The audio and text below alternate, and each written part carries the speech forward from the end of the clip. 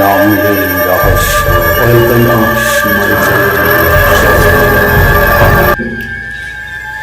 So এই গল্পটা হলো কি আমার একজন বান্ধবীর কাছ থেকে শোনা গল্প। তো স্কুলে গেছিলাম, ও বলেছে ও গল্পটা ওর ঠাকুমার সঙ্গে হয়েছে। তো ওর ঠাকুমা যখন ছোট ছিল তখন ওরা একটা বাড়ি টাইপ, মানে ওটা বাড়ি স্কুল, মানে বাড়ির ভিতরে স্কুল এরকম টাইপ একটা ছিল। ওখানে টিচার আসতো, মানে সব পড়াশোনা আগের দিনের যা হতো আর কি। তো তারপর এখানে ওদের ঠাকুমাদের একজন ফেভারিট টিচার ছিল, সায়েন্স টিচার। উনি সব সময় শুধু পড়াশোনায় থাকতেন, বাচ্চাদের পড়াতেন, নিজে পড়তেন, নতুন নতুন আবিষ্কার করতেন। আচ্ছা, আমি মাঝে বলি, এই যে বান্ধবী বললে তার ঠাকুমা, তো বান্ধবীর নামটা কি জানতে পারি আমরা? বান্ধবীর নাম মধুমিতা পাল। আচ্ছা, ঠিক আছে, তো বলুন, আপনি বলুন, সামনের দিকে বলুন। তারপর সবকিছু ঠিক চলছিল, টিচারও পড়াচ্ছিলেন। তারপর একদিন হঠাৎ করে ওনার স্ত্রী মারা যাওয়ার পর তিনি তারপরও ঘরে, মানে ওনার ঘর ছিল ত্রিপুরার বাইরে। কোথায় ছিল এটা তো ঠিক বলেনিও, ত্রিপুরার বাইরে ছিল ঘর। তো উনি তখনও জাননি উনি এত মানে আবিষ্কার করবেন, এই বানাবেন সেই বানাবেন বলে এত ছিল। ওনার পড়াশোনার যদি কোনো স্টুডেন্ট করতো তখন উনি বলতেন যে পড়তে হবে, নইলে মারতেন, নইলে বকতেন, এইসব করতেন। একদিন ভেকেশন পড়লো, তো সব কিছু স্টুডেন্ট চলে গেল, সব টিচার চলে গেল। যে স্কুলটা লাগাচ্ছিল উনি শুধু সব রুম চেক করে স্কুলটা লাগাচ্ছিলেন। কিন্তু ওই যে টিচারজন ছিলেন ওনাকে উনি দেখেনি। উনি একটা রুমে দরজা লাগিয়ে কি যেন একটা আবিষ্কার করছিলেন। তারপর যে স্কুল তালা দিচ্ছিল উনি তালা দিয়ে চলে গেছিলেন। আর সেটা গরমের। আমি তোমাকে থামিয়ে বলছি, উনি কি ওই টিচারকে ভিতরে রেখেই তালা দিয়ে গিয়েছিলেন? হ্যাঁ, আচ্ছা, ভিতরে রেখেই তালা দিয়ে গিয়েছিলেন উনি। আর ওই গরমের ছুটিটা ছিল 2 মাসের। আর ওই টিচারের কাছে ছিল না কিছু খাবার, ছিল না কিছু পড়ার, ছিল একটা রুমের ভিতরে খালি শুধু বই, উনি আর একটা ফ্যান। তো প্রথম 2 দিন তো উনি কিছু বুঝেননি। উনি নিজের কাজ করছেন এত মগ্ন, উনি জানেনই না যে স্কুল বন্ধ বা কেউ আসছে কিনা না, ওনাকে কেউ ডাকছে কিনা না। এরকম করতে করতে করতে করতে উনি বুঝতে পারেন। বুঝার পর তখন 2 মাস এমনি কেটে যায়, উনি এখানেই থাকেন, কেউ জানতে পারেন। 2 মাস কাটার পর যখন আবার স্কুল খুলে, একটু মাঝে বলছি যে আমার মনে হয় যে স্কুলের যে দপ্তরে উনি দেখেননি, না দেখে ওনাকে তালা মেরে রেখে গেছেন। মানে ওটা একটা রুমের ভিতরে ছিল, উনি একটা রুমের ভিতরে ছিলেন, রুমটা তালা দেওয়া ছিল। মানে কি বলবো, ভিতর দিকে ছিল। আর উনি তো এতটা ঠিক করে দেখেননি কি এটা ভিতর দিকে লাগানো না বাইরের দিকে। আচ্ছা আচ্ছা। আর তো স্কুলে কেউ এটা ছিল না, শব্দ ছিল না, তো উনি বুঝেননি। তারপর 2 মাস পরে ওই টিচারটাকে দেখা যায় উনি ফ্যানে ফাঁসি দিয়ে দিয়েছেন। ফাঁসি দিয়ে দিয়েছেন, ওনার বই, ফ্যানটা চলছে, লাইটটা জ্বলছে। 2 মাস ধরে ওটা কিচ্ছু বন্ধ হয়নি। 2 মাস এক লাগারে সকাল বিকাল লাইট জ্বলে যাচ্ছে, করে যাচ্ছে। তারপর ওনার লাশ বের করে এনে ওই যে ঘরটার মধ্যে স্কুলটা যে আছে এখানে পুঁতে দেওয়া হয়েছে। তারপর ওই দিনের পর থেকে স্কুলের ভিতরে না জানি ওই রুমটা দিয়ে আসতে যেতে স্টুডেন্টদের ডর লাগতো। ওই তারপর স্টুডেন্টরা খুব ভয় পেত যে আওয়াজ আসতো। তারপর কি ভাঙবার বলেছে যে তোমাকে বলেছে যে কি রকম আওয়াজ আসতো? কিছু ভাঙছে, এই কি বলে আমরা যে এক্সপেরিমেন্ট করি কেমিক্যাল নিয়ে, আচ্ছা, ওগুলো ভাঙা, ওই যে গ্লাস রড গুলো ভাঙার আওয়াজ হতো। তারপরে কে যেন কেমিক্যাল করছে, কেমিক্যালের ফুটবার আওয়াজ হতো। ওই রুমটার ভিতরে ডোর আনানোর পরে তারপর কয়েকজন ফাদারকে আনা হয় চার্চে। আচ্ছা, আনার পর তো ওনারা গিয়ে সেটা বলেন যে এখানে কিছু একটা আছে।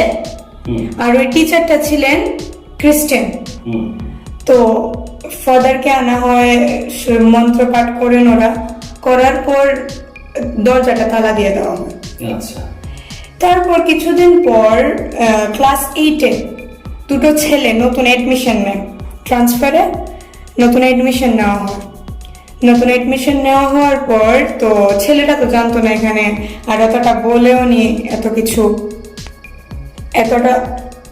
কিছু বলেও নি যে এটা কি হবে কি না।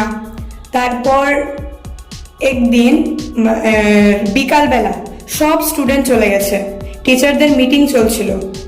তখন ওই দুজন ছেলে, প্রথম ছেলে জানে যে কি ও তো এই স্কুলেই থাকতো, বাকি দুজন যারা জানে না, যারা এসেছে ওকে নিয়ে ওই রুমটার ভিতরে চলে, ওদের খুব ইচ্ছে ছিল যে এটার ভিতরে কি দেখার। তো তারা সব চলে এখানে ঢুকতে চাইছিল। তো ওই 3 নম্বর ছেলেটা যে ছিল স্কুলে এতদিন ধরে, ও বলছে যে ওখানে যাওয়া যাবে না, ওখানে সমস্যা আছে, আমার মা না করেছে, যাওয়া যাবে না। তো মানে তাহলে ওর মাও ঘটনাটা জানতো? হ্যাঁ, সব এটা কৈলাসের প্রত্যেকটা মানুষই জানতো, আচ্ছা, ঘটনা জানতো, মানে ত্রিপুরার যে কৈলাস হ্যাঁ শহর আছে ওটা জানতো। তো তারপর ওই জায়গাটায় তারপর ওই ছেলেটা চলে গেছে। তারপর দুটো ছেলে রয়েছে, তো বলেছে কিছু না, এটা সব তো ভূত হয় নাকি এসব বলে একটা ছেলে তালা ভাঙার চেষ্টা করছিল। তালা ভাঙছিল, তালা অন্য সময় তালা চাবি দিয়েও তালাটা খোলা যাচ্ছিল না। আর ওই ছেলেটা খালি একটা পাথর দিয়ে খালি তালাটাকে মেরে এক পাথরে মানে একটা মারে তালাটা খুলে গেছে, মানে একবারই তালাটা ভেঙে গেছে।